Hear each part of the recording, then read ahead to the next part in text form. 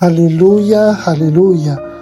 Miaraba antsika rehetra amin'ny anara-maherin' Jesosy Kristy tonga soa ianao amin'izao androny alarobia 5 volana aogositra izao. Tonga soa ianao eto amin'ity anina saza ity ary azadiny fa ny loha hevitra amin'ity volana ity dia ny fanikena. Amen. Ary androany no zaraiko aminao dia ny lohateny hoe Jesosy Kristy no fantanterahany fanekena. Jesosy Kristy no fantanterahany fanekena. Amen. Mino fa anokatra amin'ny masom-panahinao ny fanahy masina rekasika ny fonao amin'izao andro marain'izao. Jerentsika ny andinin'ny fototra ny tenin'Andriamanitra dia amin'ny Korintianina 2 toko 1:20. Korintianina 2 toko 1:20 izay milaza toy izao amin'ny anara-maherin' Jesosy Kristy: fanafirina ny teny fikasan'Andriamanitra dia ao aminy eny, ary amin'ny alalany koa ny amen ho voninahitr'Andriamanitra amin'ny atonay. Amen. Amen. Ao amin'ny tompo ny eny sy ny amen. Alleloia. Efa mba nisy olona nampanantena zavatra anao ve nefa tsy tanterany? Tena miseho zany na zaza indrindray na miteny amin'ny olona indrindray tsy mahatanteraka an'ilay izy. Maro amintsika nefa niaina fahadisom-panantenana noho ny teny fikasana tsy nitanterahana. Mety avy amin'ny namana zany na olona akaiky na mpiara-miasa zany. Fa zao no teneniko anao, afa tanteraka Andriamanitrantsika. Ny zavatra rehetra nampanantenainy hatramin'ny testamenta taloha dia tanteraka ao amin'ny Jesosy Kristy. Raha i Abrahama nahazo teny fikasana tao amin'ny Genesisy toko 12:1-13 ilay hitantsika omaly, dia Jesosy Kristy nahatanteraka an'izany teny fikasana zany. Izany mahatonga antsika ankehitriny hoe afaka manatona an'Andriamanitra mpatokintsika. Satria dia izao, rehefa latsaka tamin'ny oty Adama sy Eva dia tsy nilavolefina tamintsika Andriamanitra. Satria hatramin'ny voalohany dia efa nampanantena mpamonjy antsika Andriamanitra. Na dia teo aza ny fahotana, na efa nanambary izy fa hoe tena misy fahafatesana, fa zao dia niteny koa izy fa isy mpamonjy ho avy. Jereo eo amin'ny Genesisy toko 7:15 hoe zao ny tenin'Andriamanitra. Genesisy toko 7:15: dia mpandrefesiko ianao sy ny vehivavy ary ny taranaka ao sy ny taranany. Izy hanoritoro ny lohanao ary ianao kosa hanoritoro ny ombelahy tongony. Amen. Nanomboka tamin'izay zany dia niandry an'ilay Mesia izay anavitra izao tontolo izao. Nandalo an'ny Noa ny fanekena, nandalo an'ny Abrahama, nandalo tamin'ny Davida, ary tonga tamin'i Jesosy Kristy zany. Midika zany fa tsy tapaka mihitsy ny drafitr'Andriamanitra rehefa miteny zavatra izy. Amen. Jesosy no nanokatra indray ny lalana makany amin'Andriamanitra. Satria ina ny antony noho ny ota mantsy dia nisy elanelana lehibe araka ny teny hoe ny fahotantsika ny hevitra mampisaraka antsika aminy. Noho ny ota dia nisy elanelana lehibe teo amin'ny olona sy Andriamanitra. Tsy afaka hoe nanantona azy ny olona.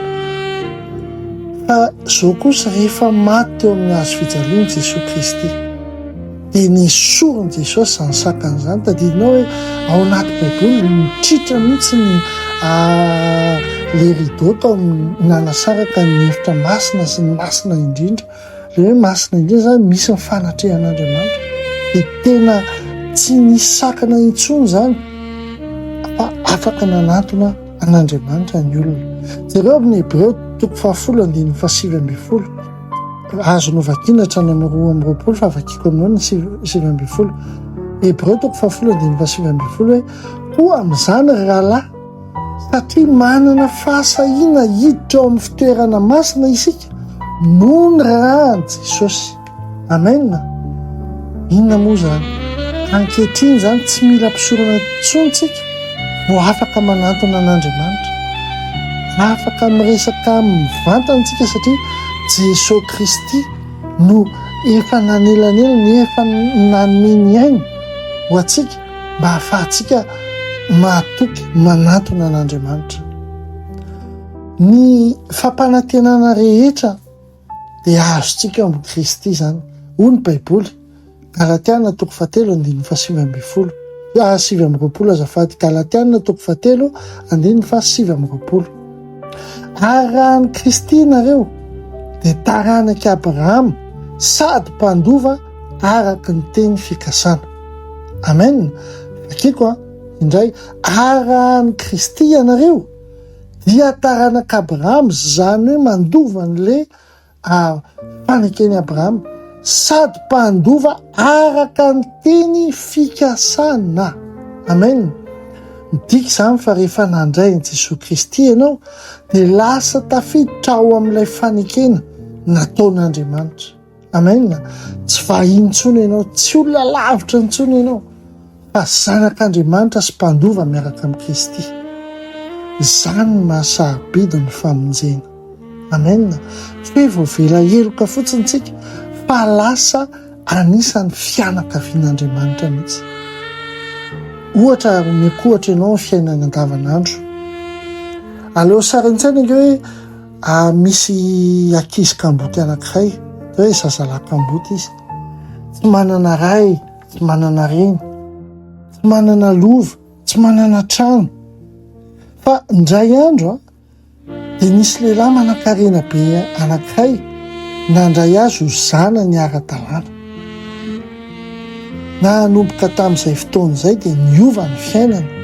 Ny tranony iray ny lasa tranony, ny anarany indray ny lasa anarany, ny lovany indray ny lasa lovany. Dia jereo, tsy noho ny asa nataony izany, fa iny satria noraisina ho zanaka izy. Amen.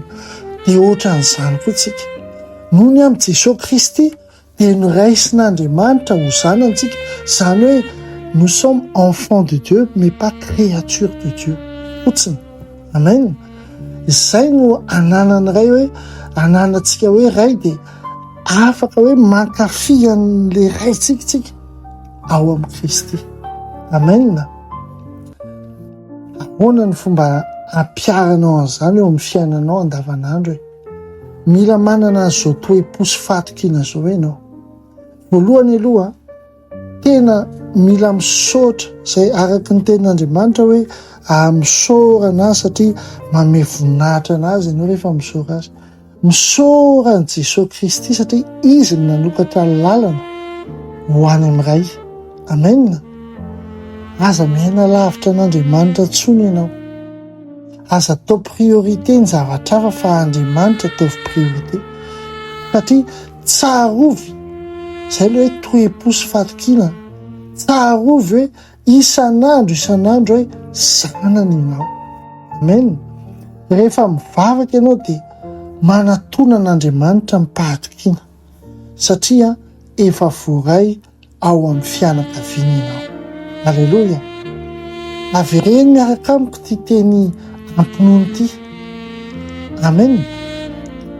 Ao amin'ny Jesosy Kristy no tanteraka ny fampanantenan'Andriamanitra rehetra. Zanak'Andriamanitra aho, mpandova ny fanekena aho. Tsy miaina ao anatin'ny tahotra intsony aho, fa ao anatin'ny fahasoavana sy ny fitiavan'Andriamanitra. Amin'ny anaran'i Jesosy Kristy. Amen. Amen. Mino fa nahakasika anao zany teny zany. Andriamanitra dia manao fanekena aminao, satria zanany ianao dia fianakaviana ianao, ankohonan'Andriamanitra ianao. Ny tenin'Andriamanitra mihitsy miteny hoe ny zanako sy ny asan'ny tanako oka adidiko ihany. Anakan'Andriamason'Andriamanitra ianao, aza adino mihitsy izay. Na oviana na inona situation misy, na inona situation misy, zanak'Andriamanitra ianao, manana ray any an-danitra ianao. Amen. Andaontsika hivavaka. maranako amin'ny fotoana. Ray masino amin'ny anara-maherin' Jesosy Kristy. Misaotra anao zahay no nanirahanao an' Jesosy Kristy taminay. Misaotra anao fa izy no nanatanteraka ny fanekenao ary nanokatra ny lalana hivirenanay eo anatrehanao. Anio Tompo a, dia raisinay amin'ny finoana fa zanakao zahay. Voavela heliko zahay ary mpandova ny fampanantenanao sy ny teny fikasanao. Ampio zahay hiaina isan'andro araka izany mahazanakao anay izany. Tompo, oka ny fiainanay aneo ny voninahitrao sy ny fitiavanao amin'ny olona rehetra, amin'ny anara-maherin' Jesosy Kristy. Oka ny anjelinao masina hitoby manodidina anay. Amen. Amen. Areny tokoa fahasoavana sy famindrapona ianaraka anao amin'ny andro rehetra iainanao dia toetra ao an-tranon'i Jehova andro lava ianao. Ampitiavana be dia be Docteur Rina Telesforiany.